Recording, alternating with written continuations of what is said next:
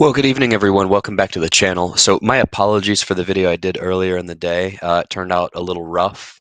It was probably 30 minutes before the eclipse, and I was obviously away from the usual coaching headquarters.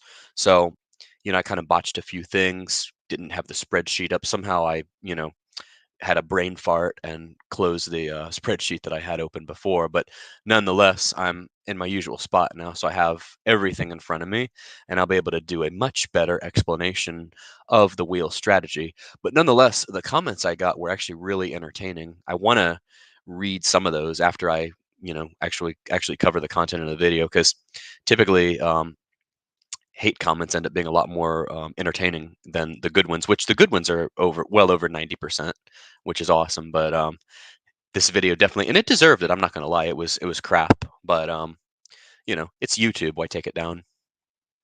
I mean, hey, I've seen channels, they say they uploaded the wrong video and they just keep it up and then just issue another one. So, why take it down? But anyway, I do apologize to those of you all for crappy content, I guess. Anyway, we'll make up for it now. So let's see here. Welcome to, let's see, Chuck, welcome. You're the first one tonight. All right. So I've got the spreadsheet up here. Let me go over here and we'll continue on what we were working on earlier where I had started this. So I don't think I was wrong on my explanation of the dividend wheel, despite what one of the commenters said. It's basically you're taking the dividends that you get from one dividend fund and then investing in another dividend fund. So that was pretty much what I explained, but I don't feel like I was wrong about it in any way. Um, and we'll make this an open discussion too for anyone that wants to join in and talk about it. So I will just start over here, call it the dividend wheel. And it works a lot better, obviously, like with high yield dividend funds, like with a yield max or a defiance. So what we could do, again, just say, we'll pick Coney for starters, and then we'll pick like NVDY, or we'll pick SQY, NVDY. Um, so we'll start off with this. And okay, so we'll go also, let's see here. Welcome, welcome. I did see part of the eclipse, by the way. I actually got some exclusive footage of the eclipse that I posted in a short video. So if you all haven't checked that one out, definitely do.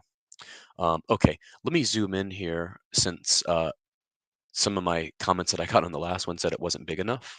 So I'm zoomed in as far as I can. Oh, well. Okay, anyway. So here we go. Let's, I'll do seeking alpha comparison at the same time too. Okay. Let's go to seeking alpha. I was looking at some BlackRock, but let's start out with yield max Coney. I'm just picking some of the highest yield ones, and then let's add SQY, and then we'll add NVDY, and then I'll try to keep it somewhat simple. So then let's see, I can add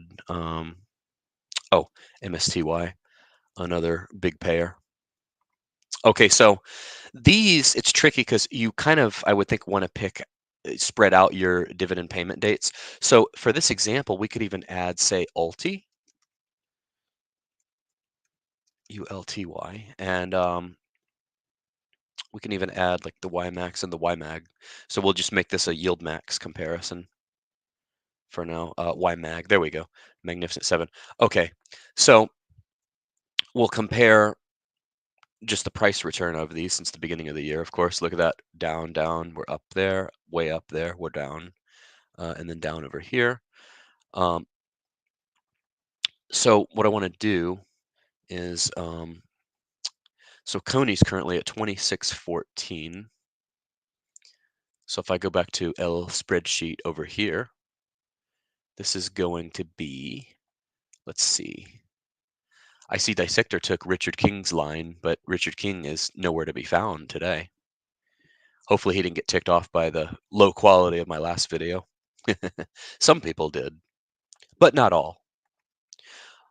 Okay, spreadsheet. Here we go. All right, so Coney is currently 2614, not 15. All right, so, and of course my stupid phone doesn't recognize me with these silly glasses on. Okay, so Coney, um, and it's paying out like a 100+% dividend yield, of course. Let's see here. So annualized, that is, I just want to be accurate here.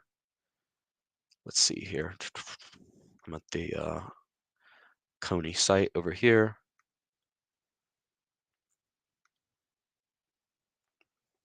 I was going to do a live show, but I wanted to make sure for you all. I wanted to make sure that I did a better video on the last topic.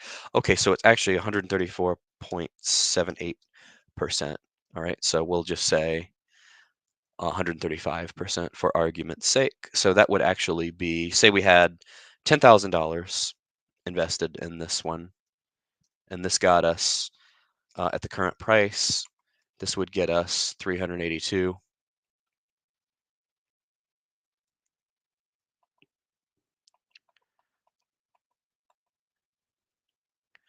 By the way, for any commenters that tell me this is not the wheel strategy, I would invite you all to go on. There are several other YouTubers that cover this the same way, so I would invite you all to comment on theirs as well.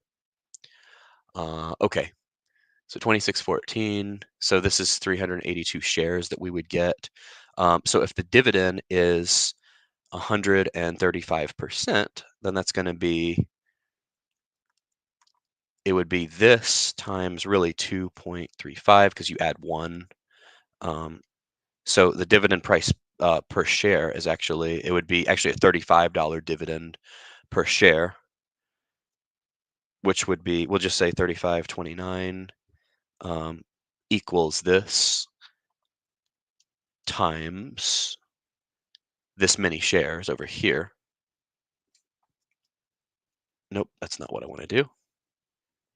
It's equals this dollar amount, and it's going to be times this over here. And we get a big fat error. How about that?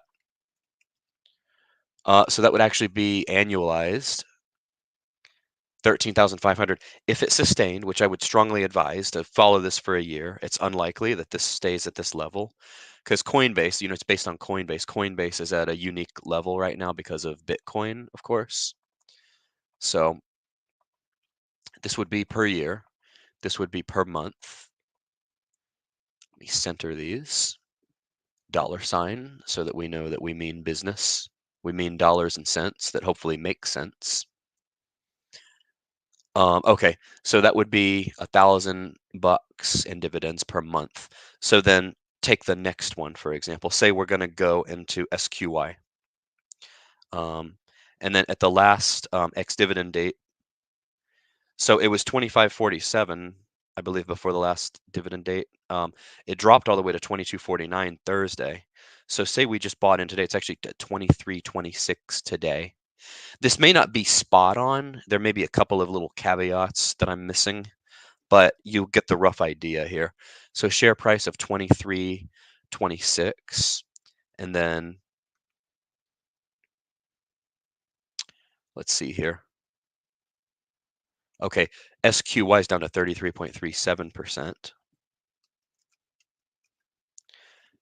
And so what we're doing, we're taking our dividend, instead of reinvesting it in Coney, we're buying it into SQY at 23.26. And this idea, this video idea, which I attempted like, I don't know, probably 10 hours ago, 9 hours ago, was a response to some comments that said, hey, run through an example of this. Let me try to center the title over all of these. Nope, not what I want to do. Oh, well, it's okay. Or maybe I can just do this. There we go. Delete. Okay, so 23.26. So we are going to take, in this case, this would be equal to this. So this would be the amount we invest over here. It's going to be this divided by the share price. is going to give us 48 shares of this one. And the idea is that, we're getting into different funds, we're diversifying, and we're then snowballing the dividends in those other funds to then get us into even more funds. Okay, so this buys us 48 shares, and then the actual dividend yield is per share is going to be this times 1.3337.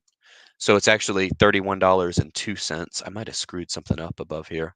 So it's actually 31.02 minus 23.26 is the net dividend price per share. So we'll say $7.76 times this is going to be $375,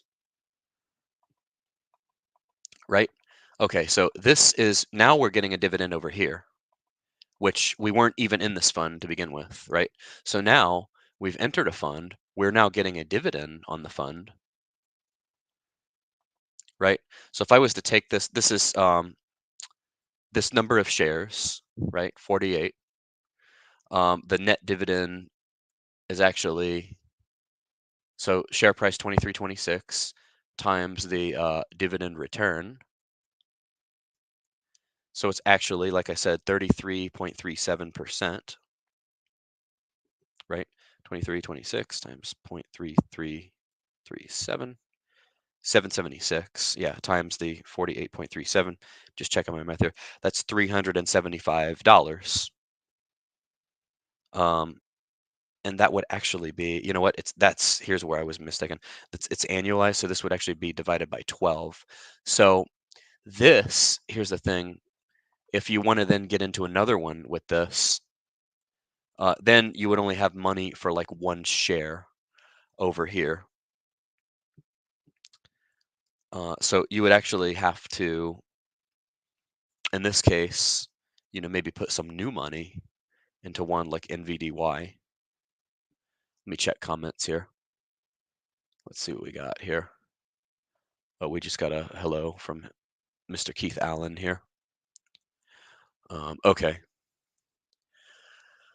So for this one, for NVDY, let me take these silly things off. I think I've made my point. All right. Yeah, my phone doesn't recognize me.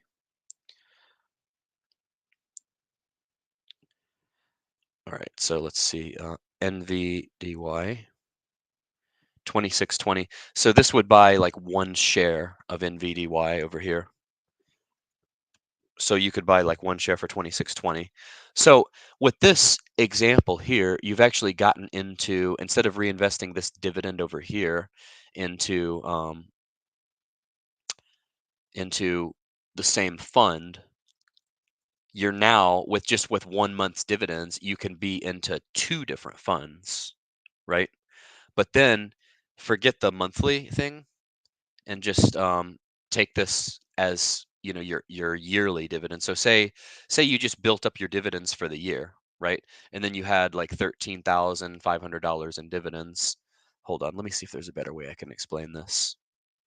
Okay, so that's by month, right? So actually, then say all else equal, say the dividend stays the same at $1,125.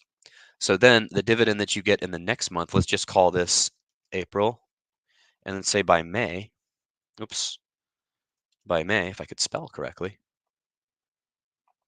I got to be able to do math and spell at the same time. It's like walking and chewing gum at the same time. Okay, so by May, so you've gotten your dividend again. So then say you bought one share of NVDY with this amount over here. So we'll actually take this minus this. So then you have like $5 left over here from this one. So you can use this dividend to, since we were talking about walking and chewing gum, at the same time, you can use this dividend to like go buy some gum or something, which comes in handy because you don't want bad breath when you're doing YouTube videos. You don't want your virtual audience to, you know, like they can detect that, right? Okay. So NVDY. So then say you're going to take, and this is one of our highest yielding ones, of course. All right, so let's see. Yeah, 119.24%. So say you're going to take, so at 26.20, and I guess I just carried this one down. So then in that case, this will be the amount of money we're going to put this plus the remainder dividend. We won't buy the gum. We'll actually use this. This is our money left over in dividends over here to do this one, right? So we're going to say at 26.20, we're taking our dividend from Coney and we're buying into NVDY because we only had $5 from the example above, right? I don't see a really quick shortcut to this. It has to be done manually. Okay, so then at 43.13, let's see, we got to figure out 26.20 times, really it would be 2.11924. Is that right? No, I'm sorry, 2.1924. There we go. So it'd actually be $57 minus 26.20. So it's actually $31 in dividends per share. So it's going to be this number of shares times $31. We'll just say $31 even. That's per year. So we've got to divide this by 12. So now this would be your new monthly dividend. And this is all, what's really impressive is that the initial investment that you did was $10,000. You haven't put any new money. All you're doing is taking dividends from your first fund and you're trickling them into other ones. And now, because of this wheel strategy, right, you're getting $111 from NVDY. And that's all based on dividend money, right? So you're getting these dividends over here. Let me add this up. I'll do a sum. And as I do more of this, you're going to see the full picture. So already, your dividends in the original scenario off of your $10,000 and Coney would have only been 1,125, but now you're already starting to snowball your dividends because of the snowball, not the snowball effect, but the wheel, the dividend wheel strategy, right? So these are going to become your monthly dividends over here. So if we continue this example all the way into the end of the year, this is going to snowball and compound even more, right? Everyone should buy high tie. I 100% agree, and I'm holding Dissector 2 that it is financial advice. Just kidding. No, high tie, I didn't even really look at it today. Today was kind of a crazy day. Work's getting really busy. But oh, we were down today by the dip, right? My call options are doing really well on high tie. Um, let's see here. What about collecting yield max and then buying into something later in the month like SVOL, and then when SVOL pays, buy into yield max? Uh, yeah, but you want like the highest income dividends, right? Well, for the point of the example, I mean, I agree. I like SVOL. Let's see. Are we assuming that Coney payout is consistent? Yes, for this example, we are assuming that it's consistent. So this is your typical like textbook example that they would teach you in school. Here's the problem with typically with textbook examples. They're overly simplistic and they make a lot of assumptions. And so that's what we're doing here. We're trying to keep it simple and making assumptions at the same time. So that's why I say holding all other things equal. So you all get the idea. I'll keep going a little bit. I've already got a 20-minute video here. I'll probably go for like a quick 20 minutes, but it's so funny the comments I got on the earlier video. I actually want to read some of them for entertainment purposes because this is, I call it an infotainment channel. It's informational and entertaining at the same time. And we got a howdy out of Denny Keaton. So we know the live stream just keeps getting better and better the more comments we get. Okay, maybe I'll run through one more month, and I don't want to teach a whole class here. So, I like to keep the coaching session truncated to like maybe 20 or 30 minutes. Okay, so where was I going with this next one? Okay, so you know what? Since you said SFOL, we can even look at SFOL for our next one. Okay, so for our next month, and I know this is complicated, but I don't see a better way to do this than manually. So we're assuming, and this could go either way. The dividends could either become higher because Coney could keep growing, or they could be lower. But nonetheless, we'll just assume. Let me take that 3 cents in this example. I know that 3 cents. Whoops, what is that? What happened? The 3 cents is important. So, oh, 3. There we go. Ah, it's going to try to round down on me. Okay. Yeah, the earlier video was all kinds of epic and terms of like epically bad. The phone fell down on me during the recording. I knew it was going to be kind of a, I got through it, but I knew it was kind of going to be like a doomed recording because so many things were happening at once, and it was just a mess. Still gets me choked up talking about it. Okay, let's see. So 1125. Now we're looking at SVOL, the illustrious SVOL. By the way, I'm going to get these people on from Simplify.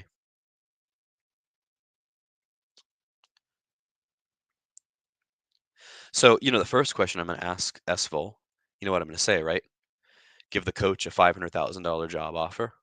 And, that's what it would take to make me like leave YouTube. Not that I would ever do that, of course, but, you know, the first question would be along something like that. I'm just kidding, of course. Okay, SVOL is currently at 22.45. So really, SVOL doesn't fluctuate a whole lot, which is really cool. Okay, SVOL is it's a 16.18% dividend. So see, it's not as exciting as these others. Okay, so we're actually taking, in this example, we're taking this dividend, we're going to add it to the $100 over here. So this is how much we now have in investable dividends, right? Okay, so with this one, we're going to buy into SVOL now. So we're going to get 55 shares of SVOL, a whole 55 shares of SVOL.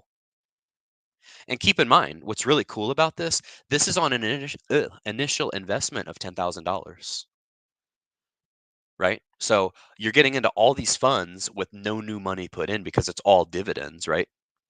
Hence the dividend wheel strategy. Okay, so then at a 16.18%, it's going to be 22.45 times 1.1618. So that's actually a dividend premium of like almost $4, 363 to be exact. So it's going to be $3.63 equals 363 times 55 shares is $199.92. So not as sexy as the yield max premiums, of course, but and that would actually be on this money, that would be per year. So we're going to divide this one by 12. And oh, you know what? I should actually move this over here. Ooh, 3 6s in the number. That's not always good, right? Okay, let me take this, move it to May, because that. Oh, I don't want to do that. What the hell? Oh, shoot, darn it. I'll just leave that alone for now. All right, this should be in June actually. So $199. So that would be 1666 per month. Or you know what? I'll move it back over here for now, just for I don't know. What do I want to do with the $16?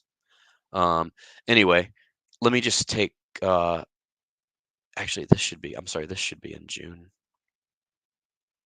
Well, no, it's the 111. But it's really no. That is. I'm getting mixed up. No, it should be in May. My apologies. Manual spreadsheet work sometimes can get confusing. Manual number crunching.